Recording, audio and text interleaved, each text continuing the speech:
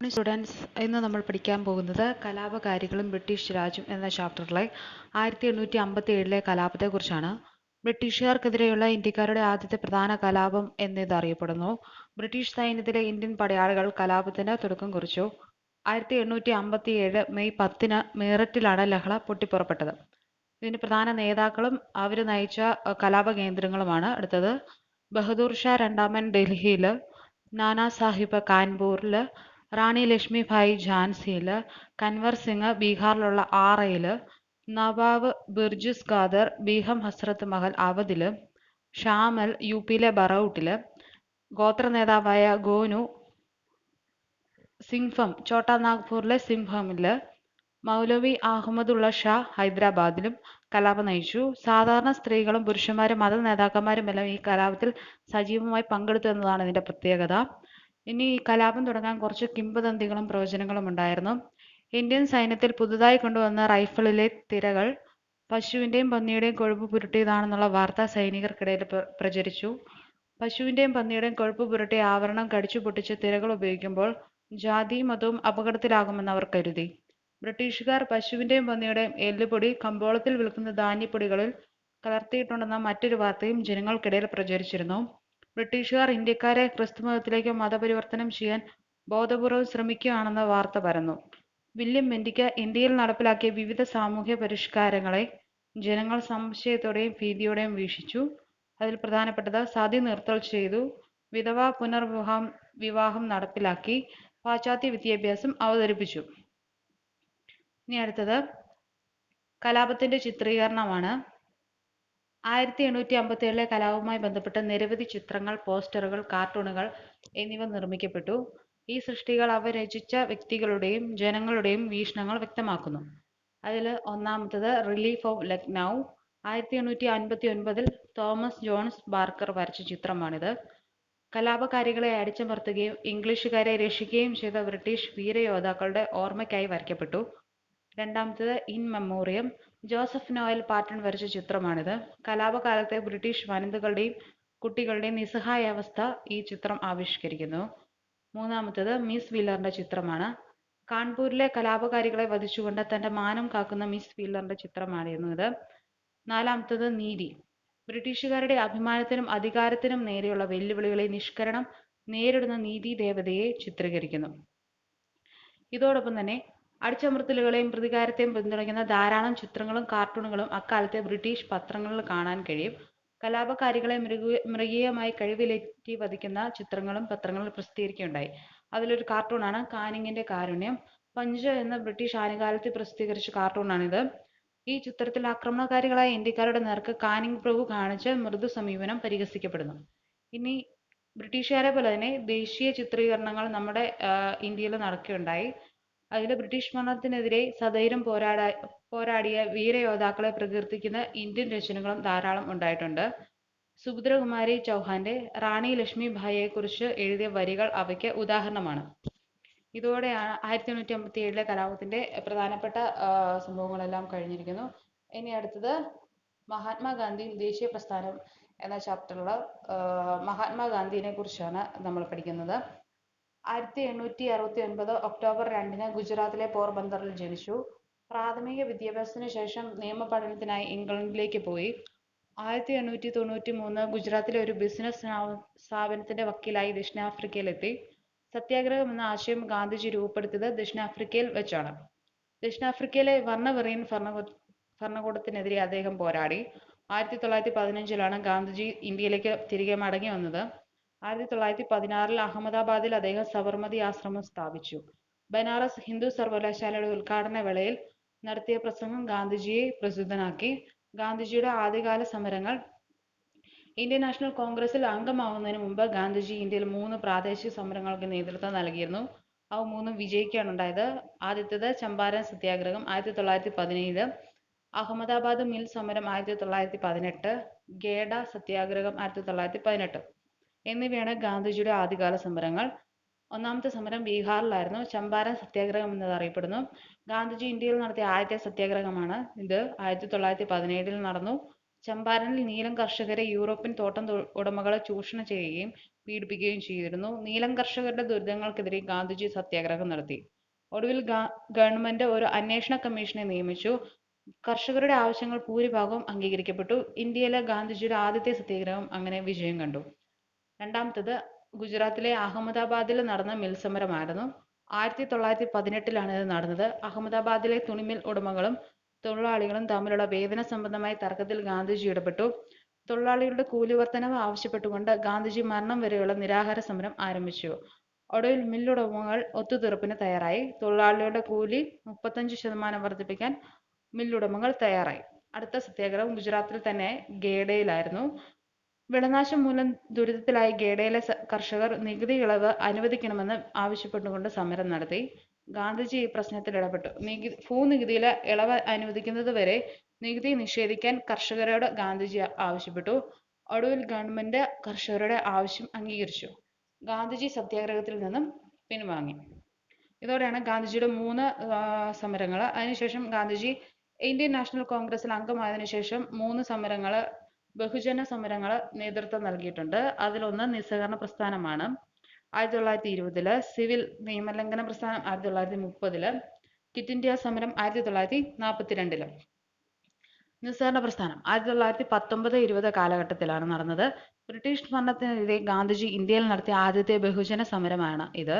നിസ്സഹകരണ സമരത്തിലേക്ക് നയിച്ച സംഭവങ്ങൾ റൗലറ്റ് നിയമങ്ങൾ 1919, ജാലിയൻ വാലാബാഗ് കൂട്ടക്കൊല 1919, ഖിലാഫത്ത് പ്രസ്ഥാനം 1919.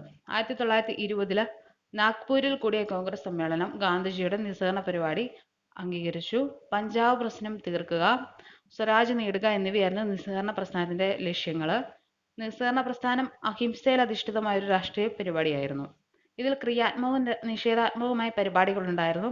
ഈ പ്രസ്ഥാനത്തിന്റെ ഏറ്റവും വിജയകരമായ പരിപാടി വിദേശ വസ്ത്രങ്ങളുടെയും ബഹിഷ്കരണമായിരുന്നു.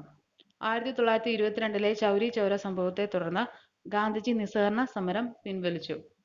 ചൗരി ചൗരി സംഭവം 1922 യുപിയിലെ ചൗരി ചൗര ഗ്രാമത്തിൽ കുപിതരായ കർഷക സംഘം അവിടുത്തെ പോലീസ് സ്റ്റേഷൻ ആക്രമിക്കുകയും 22 പോലീസുകാർ കൊല്ലപ്പെടുകയും ചെയ്തു. ഈ സംഭവത്തെ തുടർന്ന് ഗാന്ധിജി നിസ്സഹകരണ പ്രസ്ഥാനം പിൻവലിച്ചു. രണ്ടാമത്തേത് സിവിൽ നിയമലംഘന പ്രസ്ഥാനം ഉപ്പു സത്യാഗ്രഹം 1930. ബ്രിട്ടീഷ് ഭരണത്തിനെതിരെ ഗാന്ധിജി നയിച്ച രണ്ടാമത്തെ ജനകീയ സമരമാണ് സിവിൽ നിയമലംഘന പ്രസ്ഥാനം. 1929 കോൺഗ്രസിന്റെ ലാഹോർ സമ്മേളനം സിവിൽ നിയമലംഘന പ്രസ്ഥാനം ആരംഭിക്കാൻ അനുമതി നൽകി. ഉപ്പു നിയമം ലംഘിച്ചുകൊണ്ട് ഗാന്ധിജി സിവിൽ നിയമലംഘന പ്രസ്ഥാനത്തിന് തുടക്കം കുറിച്ചു. ഉപ്പു നിയമം ബ്രിട്ടീഷ് ഇന്ത്യയിലെ വെറുക്കപ്പെട്ട ഒന്നായിരുന്നു. ഇത് പ്രകാരം ഇന്ത്യയിൽ ഉപ്പ് നിർമ്മിക്കാനും വിൽക്കാനുമുള്ള അധികാരം ബ്രിട്ടീഷ് ഗവൺമെന്റിന്റെ കുത്തകയായിരുന്നു. 1930 മാർച്ച് 12 ഗാന്ധിജി പ്രസിദ്ധമായ ദണ്ഡി യാത്ര ആരംഭിച്ചു. 78 അനുയായികൾക്കൊപ്പം 20 മൈൽ ദൂരെയുള്ള ദണ്ഡി കടപ്പുറത്തേക്ക് 24 ദിവസം കൊണ്ട് കാൽനടയായി യാത്ര ചെയ്തു. ഏപ്രിൽ 6 ദണ്ഡി കടപ്പുറത്ത് എത്തിച്ചേർന്നു. ദണ്ഡിയിൽ വെച്ച് ഉപ്പ് നിർമ്മിച്ചുകൊണ്ട് ഉപ്പു നിയമം ലംഘിച്ചു. തുടർന്ന് ഇന്ത്യയുടെ പല ഭാഗങ്ങളിലും ജനങ്ങൾ ഉപ്പു നിയമം ലംഘിച്ചു. നഗരങ്ങളിൽ തൊഴിലാളികൾ പണിമുടക്കി. അഭിഭാഷകർ കോടതി ബഹിഷ്കരിച്ചു. വിദ്യാർത്ഥികൾ വിദ്യാലയങ്ങൾ ബഹിഷ്കരിച്ചു. സിവിൽ നിയമലംഘന പ്രസ്ഥാനത്തെ അടിച്ചമർത്താൻ ഗവൺമെന്റ് ശ്രമിച്ചു. 1931 മാർച്ചിൽ ഗാന്ധി ഇർവിൻ ഉടമ്പടിയെ തുടർന്ന് സിവിൽ നിയമലംഘന പ്രസ്ഥാനം താൽക്കാലികമായി നിർത്തിവെച്ചു. 1934 സിവിൽ നിയമലംഘന പ്രസ്ഥാനം കോൺഗ്രസ് അന്തിമമായി പിൻവലിച്ചു. ഇനി വട്ടമേശ സമ്മേളനങ്ങളാണ്. 1930, 31, 32 വർഷങ്ങളിൽ ബ്രിട്ടീഷ് ഗവൺമെന്റ് ലണ്ടനിൽ 3 വട്ടമേശ സമ്മേളനങ്ങൾ വിളിച്ചു ചേർക്കുകയുണ്ടായി. ഒന്നാം വട്ടമേശ സമ്മേളനത്തിൽ കോൺഗ്രസ് പങ്കെടുത്തില്ല. രണ്ടാം വട്ടമേശ സമ്മേളനത്തിൽ ഗാന്ധിജി കോൺഗ്രസിന്റെ പ്രതിനിധിയായി പങ്കെടുത്തു. മൂന്നാം വട്ടമേശ സമ്മേളനത്തിലും കോൺഗ്രസ് പങ്കെടുത്തില്ല. ഇനി മൂന്നാമത്തെ സമരം ക്വിറ്റ് ഇന്ത്യ സമരം 1942. 1942 ബ്രിട്ടീഷ് പ്രധാനമന്ത്രി വിൻസ്റ്റൺ ചർച്ചിൽ സ്റ്റഫോർഡ് ക്രിപ്സിനെ ഇന്ത്യയിലേക്ക് അയച്ചു. ക്രിപ്സ് ദൗത്യം ഒരു പരാജയമായിരുന്നു. ക്രിപ്സ് ദൗത്യത്തിന്റെ പരാജയത്തിന് ശേഷം ബ്രിട്ടീഷ് ഭരണത്തിനെതിരെ തന്റെ മൂന്നാമത്തെ ബഹുജന സമരം നയിക്കാൻ ഗാന്ധിജി തീരുമാനിച്ചു. ഈ സമരം ക്വിറ്റ് ഇന്ത്യ പ്രസ്ഥാനം എന്ന പേരിൽ അറിയപ്പെടുന്നു.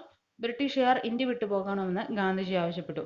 1942 ആഗസ്റ്റ് 8 ബോംബെയിൽ ചേർന്ന കോൺഗ്രസ് സമ്മേളനം ക്വിറ്റ് ഇന്ത്യ പ്രമേയം പാസാക്കി. പ്രവർത്തിക്കുക അല്ലെങ്കിൽ മരിക്കുക എന്ന മുദ്രാവാക്യവുമായി എല്ലാവരും സമരരംഗത്തിറങ്ങാൻ ഗാന്ധിജി ആഹ്വാനം ചെയ്തു. ആഗസ്റ്റ് 9 ഗാന്ധിജി ഉൾപ്പെടെയുള്ള നേതാക്കളെ ഗവൺമെന്റ് അറസ്റ്റ് ചെയ്തു. ജനങ്ങൾ സമരരംഗത്തേക്ക് സ്വമേധയാ എടുത്തുചാടി. ജയപ്രകാശ് നാരായൺ, അരുണ ആസിഫ് അലി തുടങ്ങിയ നേതാക്കൾ ഒളിവിൽ നിന്ന് ഈ സമരത്തിന് നേതൃത്വം നൽകി. രാജ്യത്തിന്റെ പല ഭാഗങ്ങളിലും പ്രതിഷേധങ്ങളും പണിമുടക്കുകളും അരങ്ങേറി. ഒരു വർഷത്തെ കഠിന ശ്രമത്തിന് ശേഷമാണ് ബ്രിട്ടീഷുകാർക്ക് ഈ സമരത്തെ അടിച്ചമർത്താൻ സാധിച്ചത്. അങ്ങനെ ഈ ചാപ്റ്ററും കഴിഞ്ഞിരിക്കുകയാണ്. ഇനി അടുത്തത് കേരളം ആധുനികതയിലേക്ക്. കൊളോണിയലിസത്തിനെതിരെയുള്ള ആദ്യകാല ചെറുത്തുനിൽപ്പുകളാണ്.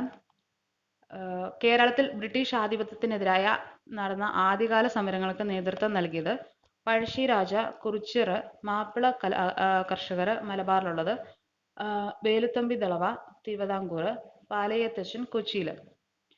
ആദ്യത്തേത് പഴശ്ശി കലാപമാണ്. 1793 1805 ടൈം പീരീഡിൽ നടന്നതാണ്. മലബാറിലെ കോട്ടയം രാജാവായിരുന്നു കേരളവർമ്മ പഴശ്ശിരാജ.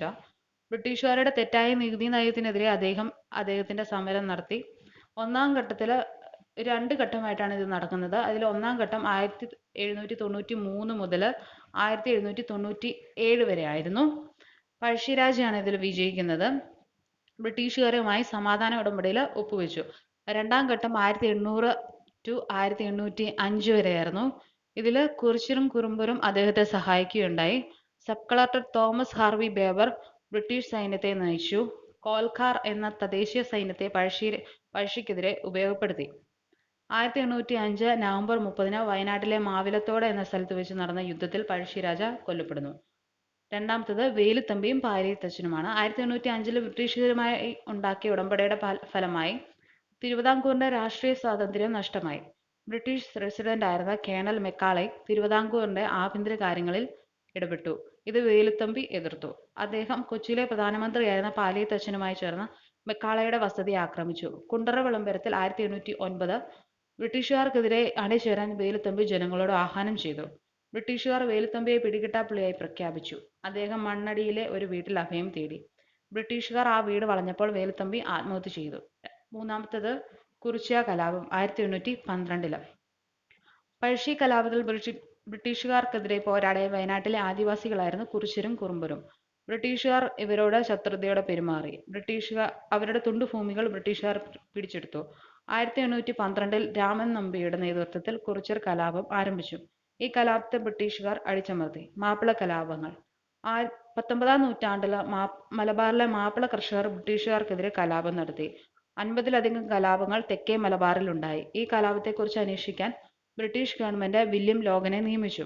ബ്രിട്ടീഷുകാരുടെ തെറ്റായ നികുതി നയമാണ് ഈ കലാപങ്ങൾക്ക് കാരണമെന്ന് അദ്ദേഹം റിപ്പോർട്ട് ചെയ്തു. കലാപങ്ങളെ ബ്രിട്ടീഷുകാർ അടിച്ചമർത്തി. ഈ മാപ്പിള കലാപങ്ങളുടെ പാരമ്യതയാണ് 1921 മലബാർ കലാപം. ഇനി അടുത്ത് പഠിക്കാനുള്ള സാമൂഹ്യ പരിഷ്കരണമാണ്. 19-ാം നൂറ്റാണ്ടിൽ കേരളം നിരവധി മതപരമായ അന്ധവിശ്വാസങ്ങൾക്കും സാമൂഹ്യ അസമത്വത്തിനും അനാചാരങ്ങൾക്കും സാക്ഷ്യം വഹിച്ചു. തൊട്ടുകൂടായ്മ, തീണ്ടിക്കൂടായ്മ, വഴി നടക്കാനും ക്ഷേത്ര ദർശനത്തിനുമുള്ള സ്വാതന്ത്ര്യ നിഷേധം എന്നിവ നിലനിന്നിരുന്നു.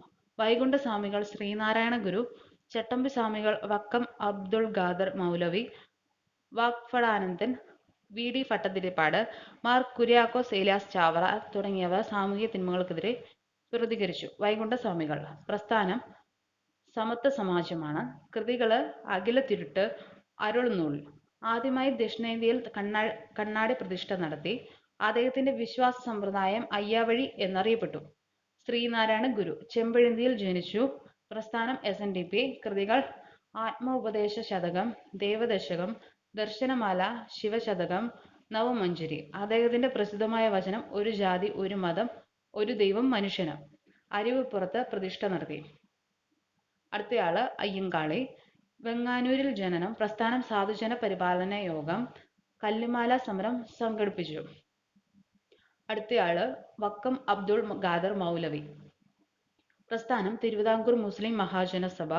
പ്രസിദ്ധീകരണങ്ങൾ സ്വദേശാഭിമാനി, അൽ ഇസ്ലാം. അടുത്തയാള് വാഗ്ഭടാനന്ദൻ. പ്രസ്ഥാനം ആത്മവിദ്യാ സംഘം. പ്രസിദ്ധീകരണങ്ങൾ അഭിനവ കേരളം, ആത്മവിദ്യാ കാഹളം. അടുത്തത് വി ഡി ഭട്ടതിരിപ്പാട്. പ്രസിദ്ധീകരണം അടുക്കളയിൽ നിന്ന് അരങ്ങത്തേക്ക്. അതൊരു നാടകമായിരുന്നു. ഇനി അടുത്ത ടോപ്പിക്ക് ജനാധിപത്യ സമൂഹത്തിന് വേണ്ടിയുള്ള പോരാട്ടം. ചാന്നാർ ലഹള. ചാന്നാർ ജാതിയിൽപ്പെട്ട സ്ത്രീകൾക്ക് മേൽക്കുപ്പായം ധരിക്കാനുള്ള അവകാശത്തിനായി തുടങ്ങിയ പ്രക്ഷോഭമാണ് ചാന്നാർ ലഹള. 1859 ജൂലൈ 26 വസ്ത്രധാരണത്തിനുള്ള നിയന്ത്രണം നീക്കിക്കൊണ്ട് തിരുവിതാംകൂർ രാജാവ് ഉത്തരവിറക്കി. ഇനി വൈക്കം സത്യാഗ്രഹം 1924-25 ടൈം പീരീഡിൽ നടന്നതാണ്. അയിത്തത്തിനെതിരെ കേരളത്തിൽ നടന്ന ആദ്യത്തെ പ്രധാന പ്രക്ഷോഭമായിരുന്നു ഇത്. വൈക്കം ക്ഷേത്രത്തിന് സമീപമുള്ള റോഡിലൂടെ താഴ്ന്ന ജാതിയിൽപ്പെട്ട ആളുകൾക്ക് നടക്കാനുള്ള അവകാശത്തിനായി നടന്ന സത്യാഗ്രഹമാണ് ഇത്. T K Madhavan, Mannathu Padmanabhan, C V Kunhiraman, K Kelappan, K P Kesavamenon തുടങ്ങിയവർ നേതൃത്വം നൽകി. 1925 നവംബർ 23-ന് വൈക്കം ക്ഷേത്രത്തിന് ചുറ്റുമുള്ള പ്രധാന റോഡുകൾ എല്ലാവർക്കും തുറന്നുകൊടുത്തു. ഗുരുവായൂർ സത്യാഗ്രഹം 1931-32 ടൈം പീരീഡിൽ നടന്നതാണിത്. ഗുരുവായൂർ ക്ഷേത്രം എല്ലാ ഹിന്ദുക്കൾക്കുമായി തുറന്നുകൊടുക്കുക എന്നതായിരുന്നു സത്യാഗ്രഹത്തിന്റെ ലക്ഷ്യം. K Kelappan, Mannathu Padmanabhan, A K Gopalan, P Krishnapillai തുടങ്ങിയവർ നേതൃത്വം നൽകി. എ കെ ഗോപാലനെയും പി കൃഷ്ണപിള്ളയെയും സവർണർ കയ്യേറ്റം ചെയ്തു. ക്ഷേത്രപ്രവേശനത്തിന് പൊതുജനാഭിപ്രായം രൂപപ്പെടുത്താൻ ഈ സമരത്തിന് സാധിച്ചു. ക്ഷേത്രപ്രവേശന വിളംബരം 1936 നവംബർ 12. തിരുവിതാംകൂർ രാജാവ് ശ്രീ ചിത്തിര തിരുനാൾ ബാലരാമവർമ്മയുടെ വിളംബരമായിരുന്നു ഇത്.